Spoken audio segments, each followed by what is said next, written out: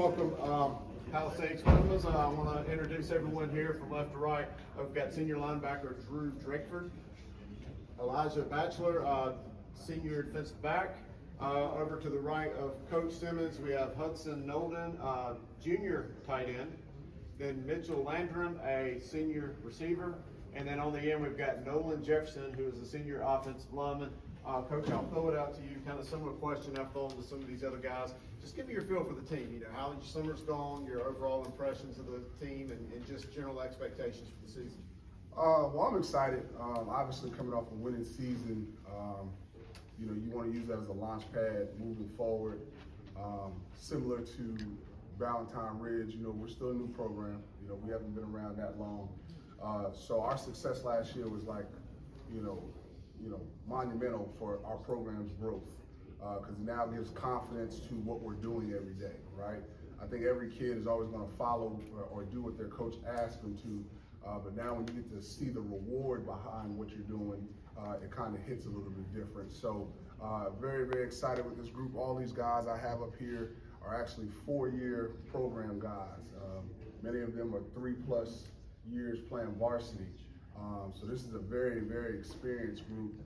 I know we graduated, 20 seniors last year, some really good players, but it wasn't going to be that much of a drop off because Drew Drakeford's a 4-year varsity kid, 2-year all conference. Elijah Batchelor, 3 years on varsity. Mitchell Landrum, 3 years on varsity. Nolan Jefferson, 2.5. So these guys got a lot of games under their belt. So I'm excited just to kind of keep rolling with them. Keep building on what we've done thus far, and we're trying to take that growth from being the hunter to a little bit of the hunted, and we're still going to try to stay the hunter. But we understand now we got a little bit of a target on our back, so we can't slow down. So it's fun. It's a fun thing to experience. Do you all feel like you have arrived after last year's success? No, one thing I always kind of recognize is how people speak about you, especially when not in your presence. I think there are quite a few programs that, still think we're not too good. They've made their declarations on how they feel about us and what they're going to do to us when they play us. So I don't think we've arrived. I think people still think we're a walk in the park, and that's our job to prove them right or wrong. So we'll see. You mentioned you don't feel like you've arrived, but a season like last year where you went 8-4, that's a big step up from where you've been. What does it take to get to the next level, to where you're beating the West Charlottes? I know you got Independence on the schedule this year, to beating some of those teams that maybe some of the media folk may think are a tier above. I'll try to keep it short. Bobby Bowden once said, with a program, you start off, you lose big, then you lose small, then you win small, then you win big. So it's our time to try to win big. One of my mentors that I give a lot of credit to, Aaron Brand, it's all gas. So, all gas here. Drew, Coach talked about you being a multi-season player. What does it mean for you to start official practice your last year of the season? I'm real excited to start practice. I feel like this is the last chance to really go hard for Palisades. I'm just looking forward to the whole year experience. What's it like being a football player, relatively new school? What's that like? It's definitely new experiences, but you just gotta keep going, keep getting better. I feel like I've been here with all of these guys for multiple years, so it's a lot of togetherness in the group. Yeah. And Elijah, a lot of parents don't send their kids out to practice till the first day. What are they missing out on by not coming out? The energy and how the hard work that our coaches and our players put in. I feel like we always had the talent since year one. Mm-hmm. We always had the talent to compete with other teams and compete with other players and stuff, but it's really just us, just working on us, all of us working and going by the program. Same question, Coach. What are parents missing that don't send their kids out for summer workouts? Well, just in this new climate of college recruiting, really you're setting your kid back. You're holding them back by not getting them out there in these environments. I think across the city, there's a lot of qualified coaches that are really good at development, whether it be physical or skill development. So really, you're losing 6 to 8 weeks of that development going into that freshman year. And again, college coaches are recruiting guys as early as a freshman. So I think, again, it holds kids back, puts them in a bad situation, and trying to play catch up, again, in just this new climate of recruiting is really, really tough. So I think really the earlier the better. I mean, obviously you can't bring them to high school practices in middle school, but training in middle school really is a thing nowadays. You really can't even wait till, some kids wait till junior year, and by that time, it's a foregone conclusion. It's probably not gonna happen. So I think the earlier the better. I know it's not prioritized or even really talked about in middle school, but even middle schools are starting to do spring, summer workouts. So there's a little bit of a trickle down effect, and I think parents just need to recognize that and get with the new times. And Holden, I saw you nodding your head. Do you think that's a big thing for kids to come out early, not late? Yeah, absolutely. I mean, it's an easy head start. I think we got all of our guys. We stress it, being able to take advantage of those 6 to 8 weeks, like Coach said. You stress it so much, being able to get out there and build that chemistry and put that work in and get that head start that other kids might not get. So it's super important, and every kid should be looking to do that when summer rolls around. For any of the players who want to answer, similar question to what I asked Coach. You go 8-4, you win a playoff game a season ago. What's it take to get to the next level, to winning multiple playoff games, making deep runs, and ultimate goal winning state championships? I'll say just keep stacking days, because if we keep stacking days, we're just gonna go far. Yeah. I think buying in to our coaches and what they're trying to offer to us, buying into that experience that they have, and that they know more than we do, and I would just say buying into what they're trying to give us. A question for Coach Simmons. How would you describe the culture of your program? Well, our culture breaks down to 3 simple words. It came at a pivotal time last year after a really bad loss, and again, our team was looking for something, and not in some type of inspirational Disney movie type way. We really did need something to kind of categorize what it would take for us to focus more. Do your job came about, stole it from Bill Belichick in the Patriot way. And it's simple, it's really simple. It's a great way to emphasize to the kids, hey, if you're the B-gap player, do your job, be in the B-gap. If you're supposed to block the edge, do your job, block the edge. And sometimes it's a great way to kind of just catch their attention and make sure they're back on task with what we're asking them to do. So that really came the emphasis of our culture. And then again, like Mitchell said, we stack days. I try to live with a August intensity in February.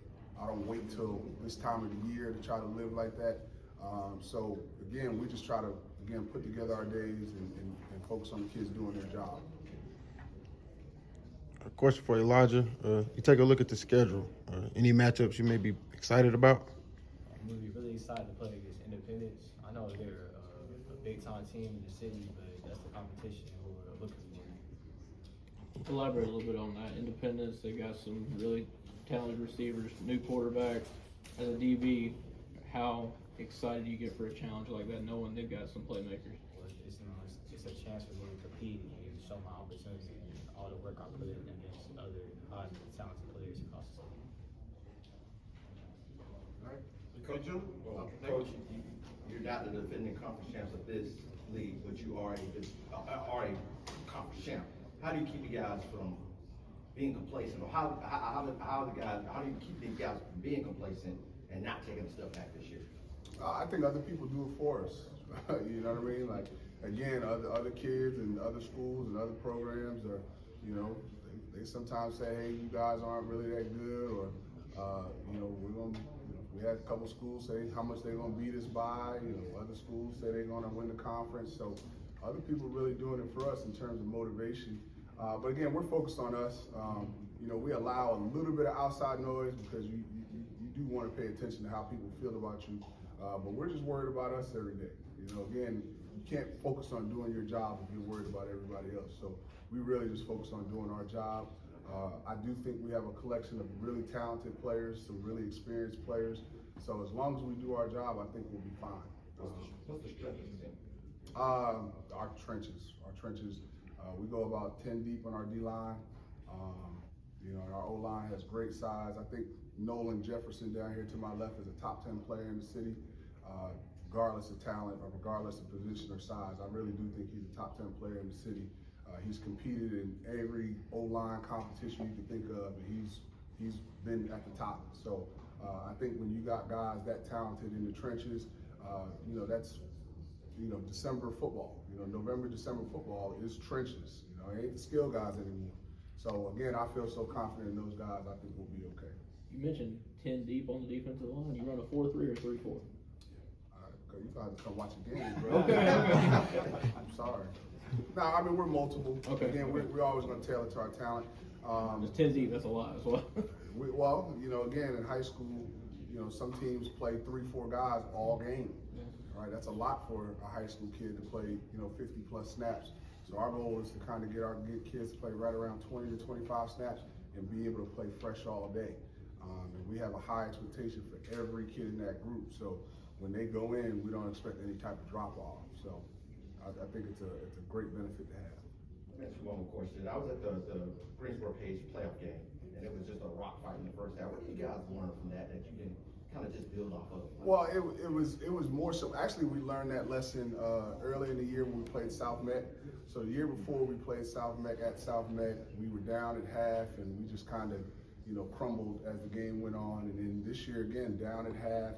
And we came back and actually won, scored 21 straight points, shut them out in the second half and won. So when we got to Page, it was kind of a similar rock, slugfest, and we just kept staying the path, staying the course. We were on the goal line a few times and turned it over. So it was something where we just decided to talk to each other and say, there's no need to panic right now, just keep playing.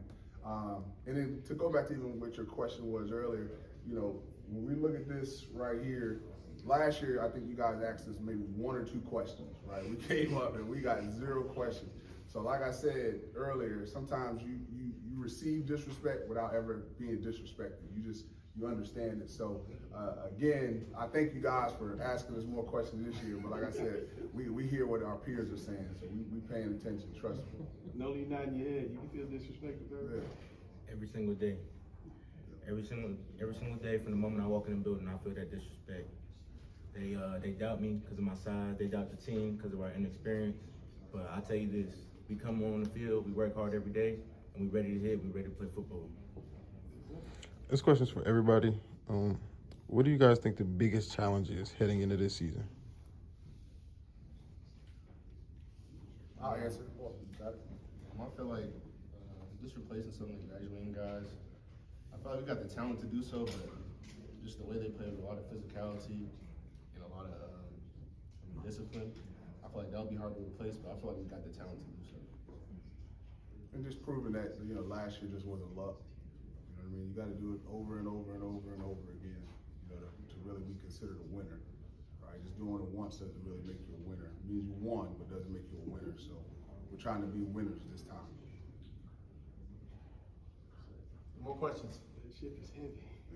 All right, gentlemen, coach, thank you guys. Thank you, for joining guys. us. Best of luck this season.